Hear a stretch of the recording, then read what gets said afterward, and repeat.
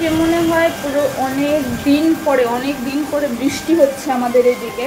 তো একটু ঠান্ডা হয়েছে ওয়েদারটা, মানে খুব খুব ভালো লাগছে, খুব আনন্দ লাগছে। মানে সত্যি মানে অনেক দিন ধরে বৃষ্টি হয় না, পুরো অনেক দিন। মানে এত গরম পড়েছে, গরমের পরিমাণ মানে কি বলবো, মানে সহ্য করা যাচ্ছে না, এত পরিমাণে গরম পড়েছে।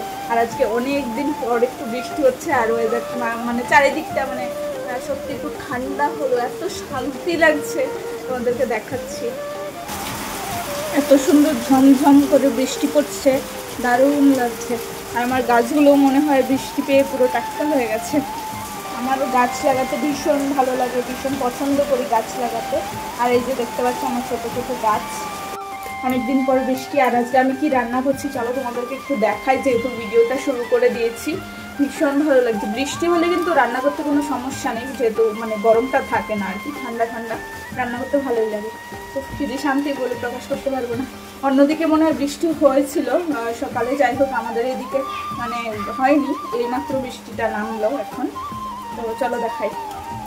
এই যে দেখতে পাচ্ছ, এখানে আমি একটু কলমি শাক রান্না করছি, এই যে ডাল দিয়ে, তো হালকা করে কোনো মশলা ছাড়াই। এখানে আমি কোনো কিছু দিইনি, হলুদ নুন ছাড়া। তো এটাই আমি রান্না করছি। আর এইদিকে আমার হয়ে গেছে,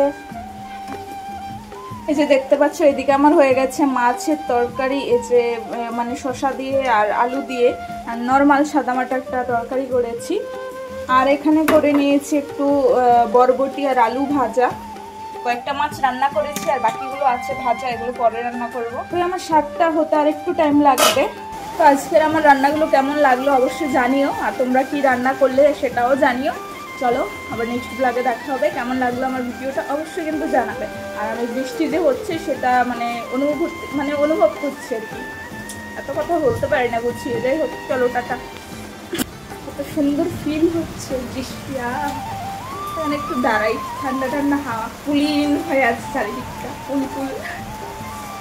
মেয়েকে কবিতা শেখাতে শেখাতে পুরো আমারই শেখা হয়ে গেছে। বৃষ্টি পড়ে ঝমঝম, মেঘ করে গম গম, বাজ পড়ে হরদম, গাটা করে ছমছম, পথে চড়ে টমটম, রাত করে থমথম। মেয়েকে শেখাতে শেখাতে আমার নিজেরই শিক্ষা হয়ে গেছে। তো বৃষ্টি হলো, কবিতাটাও কেমন লাগলো জানিও।